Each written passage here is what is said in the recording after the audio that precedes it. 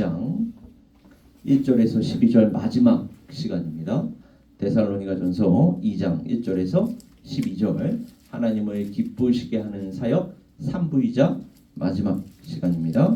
데살로니가전서 2장 1절에서 12절 말씀을 교독하시다가 마지막 한 구절 합독하도록 하시겠습니다. 형제들아, 우리가 너희 가운데 들어간 것이 헛되지 않을 줄을 너희가 친히 아나니, 너희가 아는 바와 같이 우리가 먼저 빌립보에서 고난과 능력을 당하였으나 하나님을 힘입어 하나님의 복음을 너희에게 전하였노라. 우리의 권면은 간사함이나 부정에서 난 것이 아니요 속임수로 하는 것도 아니라 오직 하나님께 옳게 여기심을 입어 복음을 위탁받았으니 우리가 이와 같이 말함은 사람을 기쁘게 하려 하며 오직 우리 마음을 감찰하시는 하나님을 기쁘시게 하려 함이라. 너희도 알거니와 우리가 아무 때에도 아첨하는 말이나 탐심의 탈을 쓰지 아니한 것을 하나님이 증언하시느니라. 또한 우리는 너희에게서든지 다른 이에게서든지 사람에게서는 영광을 구하지 아니하였노라. 우리는 그리스도의 사도로서 마땅히 권위를 주장할 수 있으나 도리어 너희 가운데서 유순한 자가 되어 유모가 자기 자녀를 기름과 같이 하였으니 우리가 이같이 너희를 사모하여 하나님의 복음뿐 아니라 우리의 목숨까지도 너희에게 주기를 기뻐함은 너희가 우리의 사랑하는 자 됨이라. 형제들아, 우리의 수고와 애쓴 것을 너희가 기억하리니 너희 아무에게도 폐를 끼치지 아니하려고 밤낮으로 일하면서 너희에게 하나님의 복음을 전하였노라. 너희 믿는 자들을 향하여 어떻게 거룩하고 옳고 흠없이 행하였는지에 대하여 너희가 증인이요 하나님도 그러하시도다. 너희도 아는 바와 같이 우리가 너희 각 사람에게 아버지가 자기 자녀에게 하듯 권면하고 위로하고 경계하노니, 우리 다 같이요. 이는 너희를 부르사 자기 나라와 영광에 이르게 하시는 하나님께 합당히 행하게 하려 함이라. 아멘. 오늘은 우리 조금 전에 말씀드렸던 대로 하나님을 기쁘시게 하는 사역 세 번째 시간이자 마지막 시간이 되겠습니다. 사도 바울은 계속해서 자신의 삶과 사역을 간증하는 한편 오늘 마지막 후반부에 초점을 맞추어서 말씀을 나눌 때에 우리 모두가 사역을 할 때 주의해야 할 것을 권면하고 있습니다. 기록되기를 우리는 그리스도의 사도로서 마땅히 권위를 주장할 수 있으나, 이게 또 다른 말로 얘기하면 폐를 끼칠 수가 있으나, 제가 지난번에도 한번 말씀을 드린 것 같아요. 우리 목회자들이 또 우리 교회에서 세움받은 사역자들이 정말로 사역을 감당할 때에 늘 우리가 회중들과의 이 인터액션이 너무나도 중요합니다. 그리고 인격적으로 서로 은혜를 나누는 가운데, 그러니까 이제 목회를 처음 시작하는 목회자들의 경우에는 능력으로 사역을 하는 줄 알거든요. 본인이 능력이 있으면 말씀의 능력이 있고 기도의 능력이 있고 성령의 능력이 있으면 원론적으로는 맞는 얘기니까, 그죠? 그래서 말씀의 능력이 있으면 열심히 말씀을 연구해서 말씀을 가르치고 전하면 하나님께서 그 성도들의 마음을 감동시켜 주시고 자연스럽게 또 저절로 이 공동체가 영적으로뿐만 아니라 수적으로도 부흥할 수 있지 않겠는가? 원론적으로 맞는 얘기 아닙니까? 그러나 여기에 한 가지 간과한 점이 있습니다. 사람이 영적인 존재라는 거예요. 그래서 아무리 옳은 말씀, 아무리 좋은 말씀을 전해도요, 목회자와 성도 간의 관계가 좋지 않으면, 제가 지난번에도 말씀드렸지만 말씀이 은혜로 다가가기보다는 너나 잘하세요로 이렇게 반응을 하게 됩니다. 그래서 우리가 이 관계에 항상 먼저 신경을 써야 돼요. 지금 사도 바울이 뭐라고 얘기해요? 권위를 주장할 수 있다. 원론적으로는 권위를 주장할 수 있어요. 목회자니까 말씀의 권위, 특별히 말씀을 가르쳐야 하기 때문에, 말씀을 전해야 하기 때문에 권위를 주장할 수 있습니다. 그러나 그 권위를 주장하지 아니하고 유순한 자가 되었다라고 얘기해요. 그러나 이제 우리는 또 그 권위를 주장할 때에 항상 우리가 처한 이 맥락, 쉽게 얘기하면 사회적 맥락, 또 경제적인 맥락, 문화적인 맥락, 이런 것들을 또 고려할 수밖에 없거든요. 과거에 우리 그 1세대 목사님들 목회하실 때에는 이 목회자의 리더십, 지금 어르신들 다 마찬가지예요. 그러니까 잘 들어보세요. 어르신들은 리더십 하면 그 어르신들이 살아온 삶이 당시에 이 경제가 막 성장하고 정치도 민주화를 막 이루어가고 그러다 보니까 이 박정희 리더십 쉽게 얘기하면 이제 그 박정희 리더십이 서서히 이제 깨지고 있습니다만 박정희 대통령과 같은 리더십을 강력한 리더십이고 효과적인 리더십이라고 생각하거든요. 물론 그것도 리더십의 한 형태는 될 수가 있습니다. 그러나 그 리더십의 한 형태가 절대적이라고 또 받아들이시면 안 되거든요. 그게 과거에는 성도님들에게도 은혜가 되는 리더십이었어요. 그러나 지금 시대가 바뀌고 문화가 바뀌면서 이 젊은 사람들, 특히 청년들에게 그와 같은 리더십을 주장하고 그와 같은 리더십으로 다가가면 청년들 다 떠납니다. 왜요? 청년들은 그만큼 그 시대가 흘러가면서 교육 수준이 올라갔고 경제적 수준이 올라갔고 그만큼 또 많이 알고 많이 배웠어요. 그래서 자기네들과 온전히 또 인격적으로 소통하면서 나아가기를 원하지, 아무리 목회자라 할지라도 목회자가 일방적으로 뭔가를 전달하면 온전히 그냥 따라오는 이러한 스타일의 그 목회 혹은 그 리더십을 흔쾌히 받아들이지를 않습니다. 왜요? 그들은 자기네들에게도 뭔가 뜻이 있고 계획이 있고 그래서 목회자들과 함께 상의하는 이러한 스타일을 선호한단 말이죠. 그리고 그것이 리더십이라고 생각합니다. 이 소통하는 리더십. 그러니까 일방적으로 명령을 하고, 그러니까 명령을 할 때에 그 명령을 온전히 따라오는, 군소리 하지 말고 그냥 토달지 말고 따라오는, 그게 과거에는 리더십이라고 성도 여러분들도 받아들였는데 그게 아니라 요즘 특히 청년들은, 젊은 세대들은 함께 소통하기를 원해요. 그러니까 마음을 주고받기를 원한다는 것입니다. 그게 저항하려고 하는 게 아니라 목회자에게 반항하려고 하기보다는 소통하는 방식이 바뀐 거예요. 그러니까 이들은 마음과 마음을 나누기 원하는 거예요. 자기네들의 생각도 좀 목회자들에게 알려드리기를 원하고, 그래서 함께 정말 정반합으로 이렇게 나아가기를 원하거든요. 저 또한 그게 맞다라고 생각합니다. 이제 세대가 달라서 그래요. 그리고 맞을 뿐만 아니라 성경을 가만히 들여다보니까 그게 성경적입니다. 오늘 본문 말씀에 특히 따르면 사도 바울이 권위를 주장할 수 있으나 유순한 자가 되어서 그들에게 다가가고 그들을 품어주고 또 그들과 함께 나아가려고 하지 않습니까? 그러니까 성경적인 리더십은요, 성경을 보면 볼수록, 알면 알수록 우리가 얼마나 인격적으로 접근해야 하고, 한 사람 한 사람에게, 공동체에도 마찬가지입니다. 인격적으로 모든 것들을 세워나가야 하는지에 대한 지침을 우리에게 주고 있습니다. 가장 먼저 그 본보기를 보여주신 분이 바로 구약성경의 하나님이십니다. 그렇죠? 우리 하나님은 그러세요. 그러니까 세상의 잡신들과는 다르다 그랬어요. 그 잡신들은 다 헛것이지만 제가 언젠가 한번 말씀드리지 않았습니까? 무당들 그 무당을 찾아온 사람들에게 뭐라고 얘기합니까? 반말로 찌찌 얘기하잖아요. 이거에 저거에 이렇게, 그죠? 잡신들. 그러나 우리 하나님은 사랑한다 내 아들아, 사랑한다 내 딸아, 이렇게 인격적으로 따뜻하게 다가오셔서 우리를 권면하시는 것입니다. 하나님이 그러하시다면 그 하나님을 믿는 우리 형제 자매들 간에는 얼마나 더 인격적으로 좋은 것들이 나누어져야 하겠습니까? 그러니까 사역을 감당하는 게 너무너무 중요해요. 중요하지 않다는 게 아닙니다. 그게 말씀 사역이든 기도 사역이든 찬양 사역이든 전도 사역이든 선교 사역이든 다 중요해요. 그러나 선교 사역이 이루어지기 전에 우리가 인격적으로 먼저 하나가 되어야 합니다. 먼저 좋은 것들이 나누어져야 돼요. 그래야지만 그러한 것들이 인격적으로 열매를 맺게 됩니다. 그러니까 성령의 열매는 무슨 세상이 얘기하는 어마어마한 업적을 세우는 게 아니라 사랑과 희락과 화평과 오래 참음과 자비와 양성과 충성과 온유와 절제니 이 같은 것을 금지할 법이 없느니라. 그러니까 인격적인 열매들이에요. 다 사랑, 희락, 화평, 오래 참음, 자비, 양성, 충성과 온유와 절제.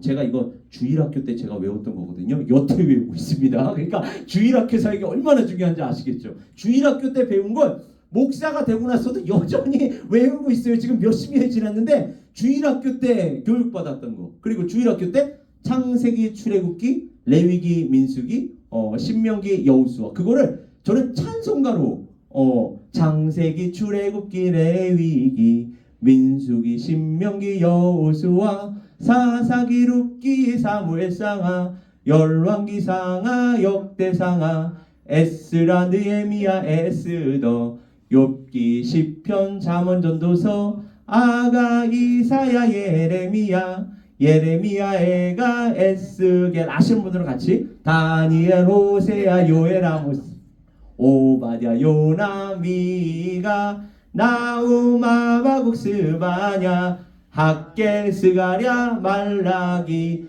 마태, 마가, 누가, 요한, 사도행전, 로마서, 고린도전, 후서, 갈라디아, 에베소, 빌립보, 골로새, 데살로니가, 전후, 디모데전서, 디모데후서, 디도, 빌레몬, 히브리, 야고보, 베드로, 전후, 요한, 1, 2, 3서, 유다, 계시록. 이거 제가 주일학교 때 배운 거거든요.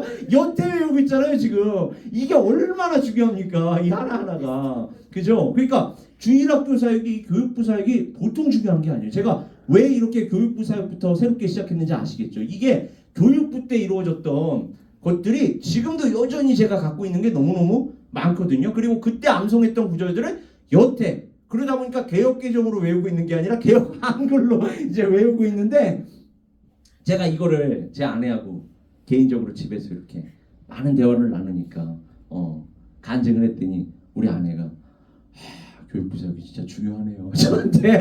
왜냐면 그때 외운 거 여태, 그러면서 제가 그때 갖고 있던 거 저는 하나도 안 버리거든요. 우리 성도 여러분들께서 특히 이거 카드로 주셨던 거 메시지 담아서 주시면 하나도 안 버려요. 제 아내가 알고 있지만 항상 바인더에다가 차곡차곡 그 연도별로 이렇게 정리해 둡니다. 얼마 전에 우리 최복성 권사님이 주신 것도 하나 다 거기 안에 지금 이미 아주 그 프로텍트 하는 그 거기에다가 잘 보관해 놓았는데, 제가 주일학교 때부터 그 공부해 놨던 것들도 그 바인더에다가 하나 차곡차곡 그 쌓아서 제 아내에게 보여줬으니까 아 진짜 이렇게 배우는 거네요. 대단하네요. 이러면서 마테마가 누가 요한 그 악보가 있는 그 페이퍼도 보여줬더니 와 이게 교육부 사역이 정말로 체계적으로 이루어져야 하겠네요. 얼마나 중요한지 모릅니다. 그리고 저는 참 하나님께 감사드리는 게 놀라워요. 저는 놀라운 게 뭐냐면 주일학교 때부터 이렇게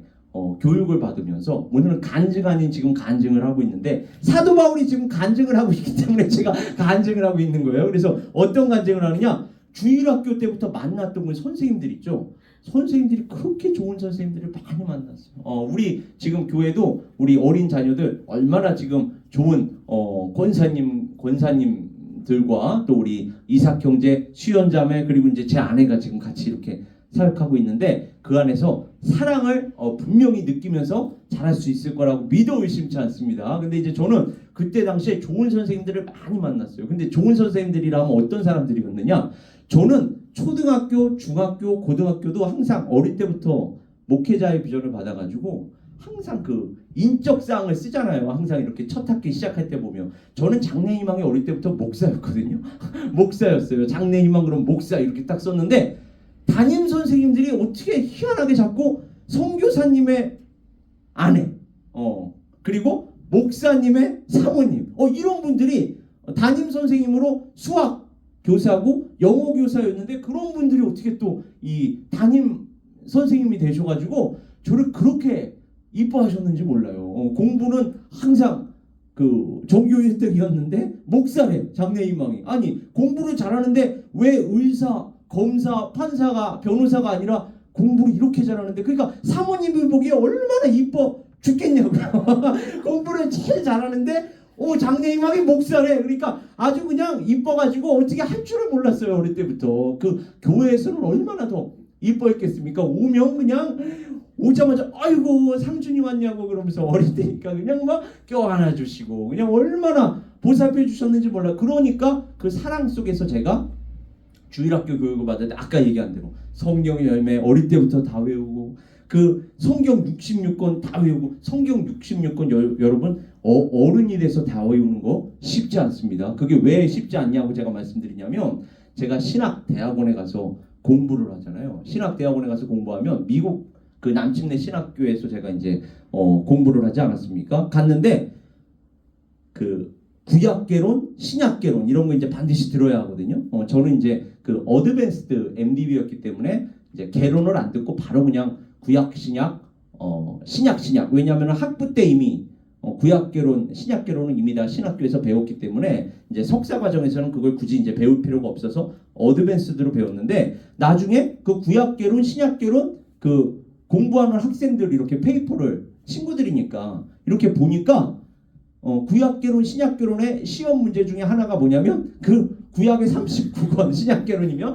신약의 27권을 쓰는 게 시험 문제 중에 하나예요. 얼마나 이걸 안 외우고 있으면 쉽게 얘기하면 신학생들도 이걸 얼마나 안 외우고 있으면 그걸 시험 문제로 중간고사, 기말고사 시험 문제로 내고 있어요. 그러니까 신학생들도 이거를 외운 사람이 그때 가서 외우고 있는 거예요. 그때 가서 그 구약계론, 신약계론 수업이 들으면서 그때 가서 외우고 있는 거야. 제가 이걸 돌려서 말하는 이유고 말하는 이유는 아직 안 외우신 분이 있다면 딱 걸리기 전에 빨리 암기하시기 바랍니다. 어떻게 하나님의 백성이 예수 그리스도의 제자들이 예수 그리스도를 믿는다는 그리스도인들이 성령의 사람들이 어떻게 하나님의 말씀 다른 거는 몰라도 66권 이름도 못 외울 수가 있겠습니까? 39, 27 제가 이렇게까지 교육을 시켜요. 39, 39권 신약 39는 27이니까 합치면 66권 최소한 이 권수도 몰라요. 그리고 장수로 가면은 구약이 929장 그리고 신약이 260장 그래서 총 1189장입니다. 그러니까 이 정도 그러니까 1189장이니까 하루에 우리가 365일이니까 주일은 빼고 주일날은 우리가 특히 우리 교회생활 열심히 신앙생활 열심히 하시는 분들은 하루 종일 교회에서 함께 예배드리고 말씀 나누고 교제 나누고 그러니까 주일은 빼더라도요 주일이 52주거든요. 보통 52일을 빼면 365일에서 52일을 빼면 313일입니다. 그럼 하루에 4장씩 읽으면 이미 그냥 단순하게 계산하더라도 1200장이 넘어가 버리죠. 그러니까 주일날을 빼더라도 월요일부터 토요일까지 4장씩 읽으면 반드시 1년에 1독을 하게 되어 있습니다. 그러나 이제 제가 어머니께도 말씀드렸어요. 우리 어머니도 열심히 지금까지 수십 년을 신앙생활을 해오셨지만 기도 중심이셨어. 근데 제가 아주 엄격하게 어느 순간부터 딱 얘기하니까 최소한 자기 나이만큼은 성경을 통독했어야 한다. 요즘에 아주 부인하게 1년에 막 5, 6독씩 하고 계세요. 따라잡는다고 얼마나 열심히 지금 성경을 읽고 계시는지 모릅니다. 성경은 자기 나이만큼은 통독해야 하지 않겠느냐. 제가 엄격하게 얘기했지만은 어머니지만은 영적으로는 제가 유순한자 같아요.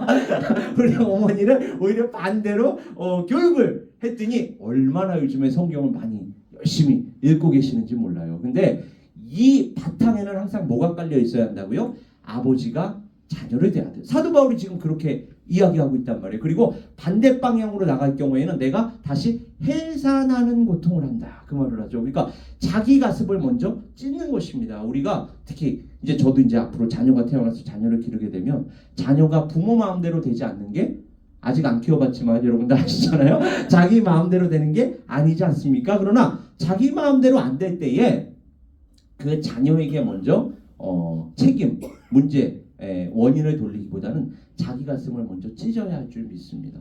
사도 바울이 지금 성도들과의 관계 속에서도 자기 가슴을 먼저 찢는 거예요. 내가 먼저 해산하는 고통을 한다.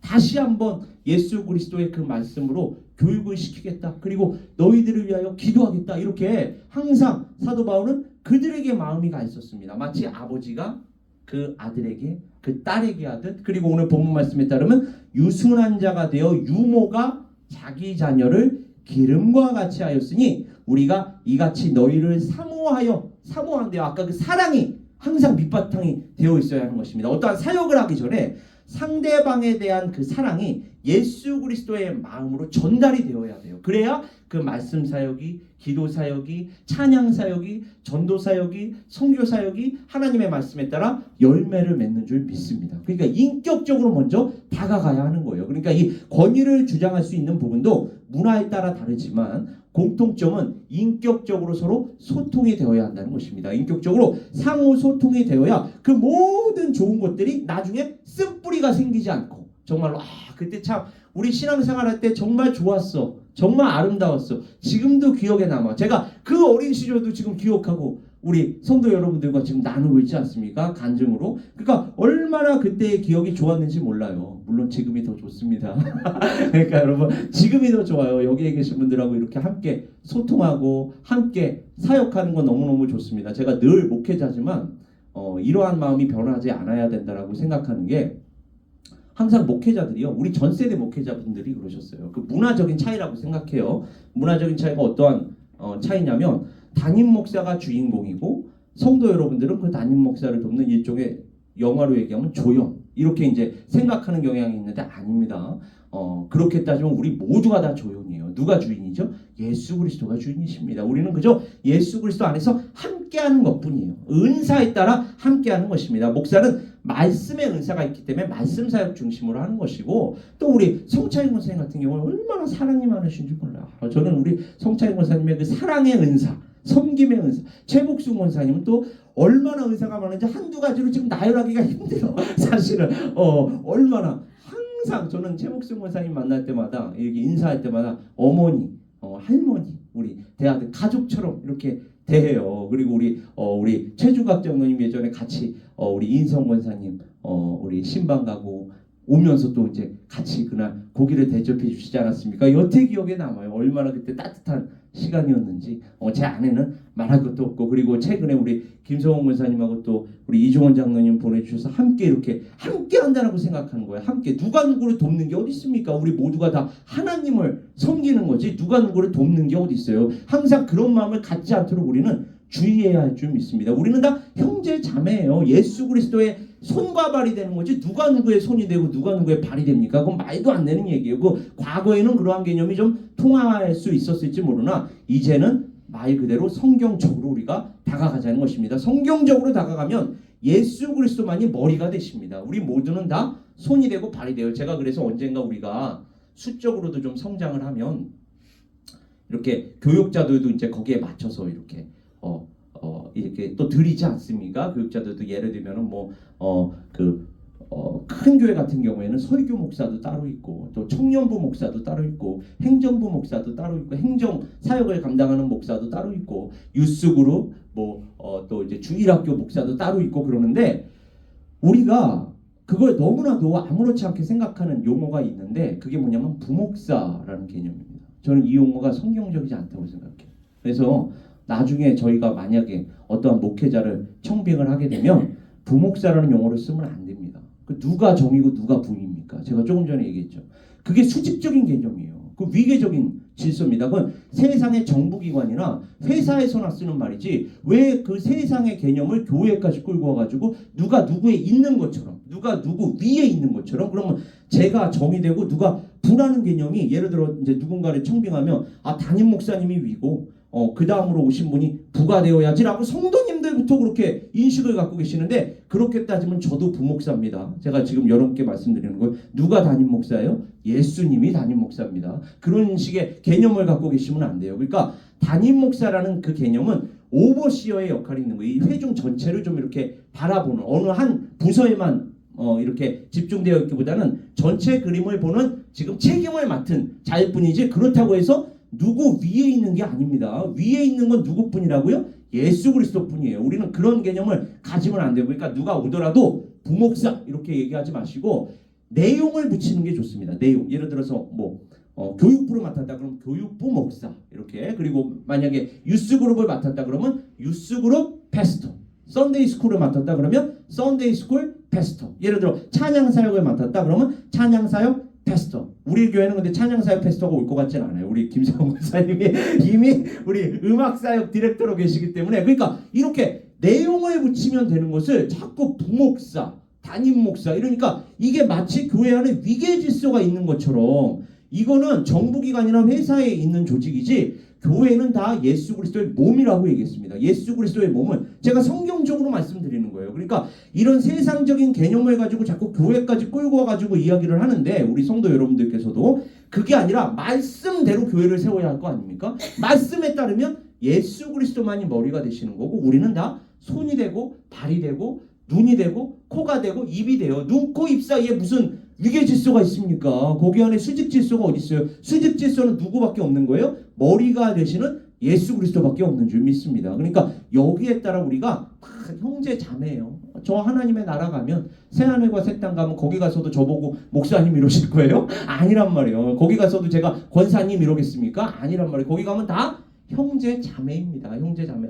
우리 이 땅 위에서 이루어진 일들에 대해서 기억할 여유도 없겠지만은 왜 기억할 여유가 없을까요? 하나님의 영광이 충만해서 거기에 가면 하나님의 영광이 충만해서 은혜와 기쁨이 충만해서 이 땅 위에 일어난 일들에 대해서 기억할 여유도 없겠지만 너무 기뻐서 거기 나라에서의 그 삶이 너무 기뻐서 여기에서 있었던 일들에 대해서 이야기할 필요도 없겠지만은 혹시 이야기하게 되면 와 우리 여기 새하늘과 새 땅 오기 전에는 우리 같은 교회에서 같이 신앙생활 했었잖아요. 이렇게 얘기할 수 있지 않겠습니까? 그때는 제가 예를 들어서 목사였다면 제가 목사였고 우리 권사님은 권사님이었고 우리 심지어 부부 사이가 가장 애매할 것 같아. 그죠? 우리 저 땅 위에서는 남편과 아내였는데 여기로 이제 오니까 우리 형제 자매가 되는 거 아닙니까? 그러니까 거기에 가면 다 형제 자매가 되는 거예요. 그러니까 그렇게 다 형제자매가 되는데 우리는 너무나 그 새하늘과 새 땅에다가 초점을 안 맞추고 이 땅 위에 그것도 심지어 이 땅 위의 질서 이 땅 위의 어떤 논리 이 땅 위에 살아가는 방식 일하는 방식 이러한 것들에 너무 매몰되어서 하나님 나라 하나님의 말씀이 무엇을 얘기하는지에 정작 잘 알지 못하는 경우가 너무나도 많단 말이란 말이죠. 그러니까 우리는 하나님의 말씀에 더더욱 집중을 해야 되는 거예요. 하나님의 말씀이 우리에게 무엇을 얘기하고 있는 것인가 개인적으로 또 교회적으로 무엇을 얘기하고 있는 것인가 특별히 수요 예배에 나오시는 분들은 다 책임을 맡으시고 사역을 맡으신 분들이니까 더 제가 진지하게 또 구체적으로 말씀을 드리고 있는 것입니다. 그래서 지금 사도 바울은 너희를 사모하여 사랑에 기반하여 하나님의 복음뿐 아니라 우리의 목숨까지도 너희에게 주기를 기뻐했대요. 얼마나 사랑하면 그리고 너희가 우리의 사랑하는 자가 됨이라 라고 직접적으로 지금 이야기하고 있습니다. 자, 요약해서 달리 말하자면 우리 모든 그리스도인은 예수 그리스도를 본받는 마음이 있어야 합니다. 그리고 오늘 본문 말씀에서 데살로니가 교인들을 배려했을 뿐만 아니라 고린도 교인들도 배려했던 사도 바울과 같이 하나님의 복음뿐 아니라 목숨까지도 사람들에게 주기를 기뻐함으로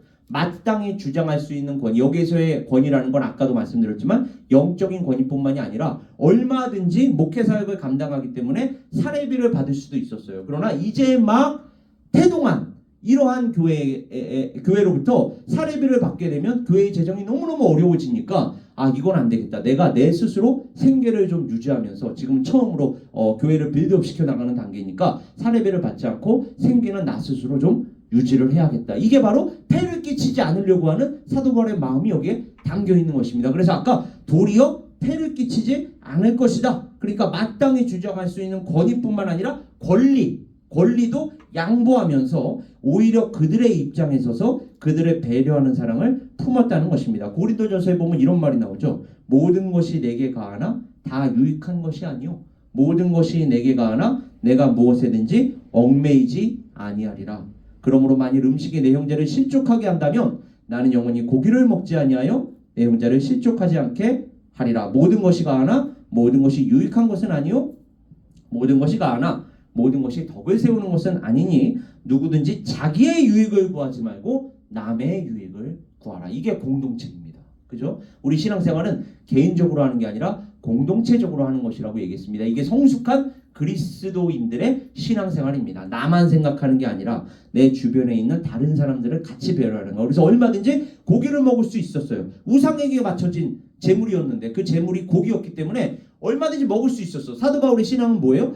우상이라는 거 결국 아무것도 아니야. 그 아무것도 아닌 건데 왜 그거를 우리가 못 먹어? 하나님께서 다 만드신 건데 얼마든지 먹을 수 있지. 그러나 우상에게 바쳐진 그 고기를 먹는 나의 모습을 보고 믿음이 연약한 형제가 어떻게 저 목사님은 어떻게 저 사도는 그리스도인이라고 하면서 우상에게 바쳐진 고기를 먹을 수가 있지라고 시험 들 수 있다면 실족할 수 있다면 나는 괜찮은데 그 형제자매의 신앙을 내가 고려하여 다시는 먹지 않겠다라고 얘기하는 거예요. 그러니까 나는 괜찮아도 옆에 있는 형제자매들을 배려하여 절제할 수 있는 거. 이게 바로 성숙한 그리스도인들. 그러니까 아까 제가 얘기한 그 성령의 열매 중에 마지막 열매가 뭐였어요? 절제라고 얘기하지 않았습니까? 이 절제라는 게 나만 생각하는 게 아니라 옆에 있는 형제자매들을 함께 배려하는 것입니다. 함께 고려하는 거예요. 그러면 이게 바로 성령의 열매라는 거예요. 성령이 안에 있기 때문에 나만 생각하는 게 아니라 옆에 있는 형제자매들이 생각하게 되고, 그러면서 우리가 나중에 그걸 깨닫는다면 어떠한 감동이 밀려올까요? 와, 저 사람이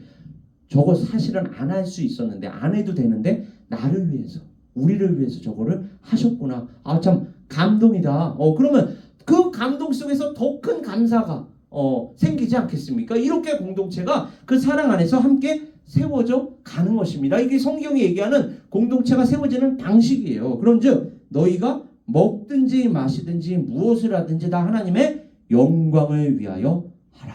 그리고 그것은 다 그들로 구원을 받게 하라. 유대인에게나 헬라인에게나 하나님의 교회에나 거치는 자가 되지 말고 나와 같이 모든 일에 모든 사람을 기쁘게 하여 자신의 유익을 구하지 아니하고 많은 사람의 유익을 구하여 그들로 구원을 받게 하라. 제가 오늘 어떻게든 지금 끝내기 위해서 마지막에 가서 말을 급하게 지금 빨리빨리 하고 있는데 오늘은 반드시 끝내야 돼요. 그러니까 조금만 더 참아주세요. 그래서 사도 바울은 계속해서 자신이 먼저 희생을 합니다. 자신이 먼저 본보기를 보여줍니다. 이게 바로 책임을 맡은 자들의, 구별된 자들의 기본 자세여야 할 줄 믿습니다. 우리가 먼저 내려놓아야 하는 거예요. 남이 내려놓기를 바라지 말고 우리 자신이 아 그렇지, 내가 공동체를 위하여 이렇게 내려놓을 때 하나님께서 이 내려놓음을 통하여 또한 역사하시는구나. 그래서 사도 바울은 아까도 제가 말씀드렸지만 나의 자녀들아, 사도 바울이 자녀가 어디 있어요? 싱글이었는데 평생, 그죠? 그러니까 영적인 자녀를 얘기하는 거죠. 나의 자녀들아, 너희 속에 그리스도의 형상을 이루기까지 다시 너희를 위하여 해산하는 수고를 한다. 내가 너희를 부끄럽게 하려고 이것을 쓰는 것이 아니라 오직 너희를 내 사랑하는 자녀같이, 사랑이 수반이 되어 있는 거예요. 사랑이 기본이 되어 있는 것입니다. 권하려 하는 것이라 그리스도 안에서 1만 스승이 있으되 아버지는 많지 아니하다. 우리는 아버지와 같은 사람이 되어야 할 줄 믿습니다. 특히 책임을 맡은 자들, 사역을 맡은 자들은 그리스도 예수 안에서 내가 복음으로써 너희를 낳았습니다. 무엇으로 낳았다고요? 복음으로. 그리고 그러므로 내가 너희에게 권하노니 너희는 나를 본받는 자가 되라. 이렇게 우리의 수고 애쓴 것 너희가 다 기억하지 아니하니? 그러면서 데살로니가전서로 이제 이어가 보면 너희 아무에게도 폐를 끼치지 아니하려고 밤낮으로 일했대요. 아까 그 부담을 주지 않으려고 본인이 스스로 생계를 유지했습니다. 텐트 메이킹을 하면서 그 브리스길라와 아굴라와 함께 텐트 메이킹을 하면서 자기 생계를 자기가 유지하면서 너희 아무에게도 내가 폐를 끼치지 아니하려고 밤낮으로 일하면서 너희에게 하나님의 복음을 전했고 그리고 본을 보이기 위하여 애썼다. 이것이 바로 오늘 마지막으로 하나님을 기쁘시게 하는 사역의 포인트가 되겠습니다. 우리가 하나님을 기쁘시게 하는 사역이란 어떤 사역이냐? 우리가 우리 스스로가 가지고 있는 권리 주장할 수 있습니다. 특히 책임을 맡은 자들은 얼마든지 주장할 수 있어요. 그러나 그 권위까지도 주 앞에서 내려놓고 먼저 희생하고 먼저 본보기가 되고 또 그들을 예수 그리스도의 마음을 본받아 먼저 사랑하고 그러면 하나님께서 그 모든 것들을 받으시고 하나님께서 기뻐 받으시고 우리를 또 그들이 속한 공동체를 하나님의 말씀에 따라 세워주실 줄 믿습니다. 이게 바로 오늘 설교 제목 하나님을 기쁘시게 하는 사역인 것입니다. 내셔널 지오그래픽 뉴스라고 여러분 아실 거예요. 워낙 유명한 뉴스니까. 2006년도 조사에 따르면 참 놀랍습니다. 많은 미국의 젊은이들이 지리적으로 문맹이라고 그래요. 미국 사람들이 실제로 문맹입니다. 왜요? 얘네들은 지리를 그렇게 굳이 알 필요가 없어요. 참 미국 사람들이 그러니까 이게 가장 큰 나라, 가장 부강한 나라라는 자부심이 있다 보니까 다른 것들이 별로 관심이 없어. 그래서 언어도 잘 안 배웁니다. 미국 사람들은. 그래서 제가 언젠가 여러분들에게 농담 삼아 얘기했잖아요. 2가지 언어를 하는 사람을 바이링규얼. 이제 저 같은 경우에는 한국어와 영어를 하니까 바이링규얼이라고 할 수 있습니다. 근데 이제 만약에 3가지 언어를 한다. 그러면 트라이링규얼 이렇게 얘기하겠죠. 한 가지 언어만 하는 사람을 뭐라고 얘기할까요? 나는 한 가지 언어밖에 못해. 뭐라고 얘기할까요? 한 가지 언어밖에 못하는 사람. 아메리칸이라고 얘기합니다. 왜요? 미국 사람은 다른 언어를 배우진 않아요. 배울 필요가 없어요. 굳이 요즘 들어서 이제 문화가 좀 이렇게 다문화, 다민족 이러한 개념이 이제 들어오다 보니까 미국 학교, 공립학교에서든 사립학교에서든 스페니쉬도 배우고 요즘에는 심지어 한류 열풍이라 한국어도 요즘에 배우더라고요. 그러나 특히 과거에는 미국 사람들의 경우에 외국어를 배우지 않았습니다. 세계 여행 어디를 가더라도 영어는 다 표기가 되어 있으니까 배울 필요를 굳이 못 느꼈다는 거예요. 그러니까 지리적으로도 마찬가지입니다. 이 미국 사람들은 지리적으로도 특히 젊은이들은 문맹이라고 해요. 이게 조사가 실제로 밝히고 있습니다. 이 조사에 따르면 18세에서 24세까지의 미국인 젊은이들이죠. 63%가 중동 지도에서 이라크가 어디 있는지도 찾지 못했다. 미국 지리에 관한 결과는 더욱 참담합니다. 절반은 뉴욕주가 어디에 있는지 지도에서 찾지를 못했다 그래요. 얼마가요? 절반이. 얼마나 심각합니까? 그리고 3분의 1은 루이지애나주, 48%는 미시시피주가 어디에 있는지도 몰랐다는 것입니다. 이렇게 지리를 아는 건 일상생활 속에서 너무나도 중요하죠. 그렇다면 제가 늘 얘기하잖아요. 이 성경을 파편적으로만, 부분적으로만 아는 게 아니라 성경 전체를 아는 것. 이건 너무너무 중요합니다. 성경 전체를 알아야 하나님의 역사가 어떻게 이루어졌는지, 그리고 우리가 성경 말씀 어디를 읽더라도 내가 지금 하나님의 이 역사 가운데 어느 부분을 읽고 있구나. 너무너무 유익합니다. 그래서 하나님의 말씀을 전체적으로 먼저 아는 게 중요하고, 그 하나님의 말씀에 따르면, 그렇다면 하나님을 기쁘시게 하는 사역이란 어떤 사역이냐, 성경 전체적으로 이러한 것들을 파악하고 또 적용해야 할 줄 믿습니다. 히브리서 11장 6절은 하나님을 찾고 그분을 기쁘시게 하기 위하여는 먼저 하나님께서 계시다는 것을 믿어라. 그리고 하나님께서 계시다는 것을 어떻게 증명할 수 있느냐? 믿음으로, 그리고 그분과의 관계를 통해서. 아니, 내 안에 지금 살아계시는 하나님이 느껴지는데, 그리고 그분과 하루하루 순간순간을 동행하고 있는데 과학적으로 증명이 안 된다고 어떻게 그 하나님을 믿지 않을 수가 있겠습니까? 그러니까 이 믿음이라는 거는 결국은 아까도 제가 말씀드렸지만 어떤 그 믿음이라는 신뢰의 문제이기도 하지만 관계의 문제이기도 합니다. 하나님과의 관계예요. 하나님과의 인격적인 관계가 바로 서 있으면 서 있을수록 형제 자매들과의 바른 관계, 그리고 세상 사람들과의 바른 관계로 이어질 수 있다라는 것이 바로 성경의 가르침입니다. 따라서 우리는 이 하나님을 그럼 어떻게 더 알아갈 수 있죠? 말씀을 통해서, 그리고 그 말씀에 따른 기도를 통해서 하나님과 인격적인 관계를 계속해서 세워나갈 수 있고, 그 세워나갈 때 우리에게 맡겨진 삶, 사역도 온전히 감당할 수 있을 줄 믿습니다. 그것이 바로 하나님께서 우리에게 요구하시는 것이요, 우리가 그와 같이 나아갈 때 하나님께서는 우리를 기쁘게 받아주실 줄 믿습니다. 우리 각 사람 에베레스트 선교교회 바로 그와 같이 하나님을 기쁘시게 하는 삶, 사역으로 열매 맺을 수 있기를 주님의 이름으로 축원합니다. 우리 시간 함께 기도하겠습니다. 아버지 하나님, 우리 오늘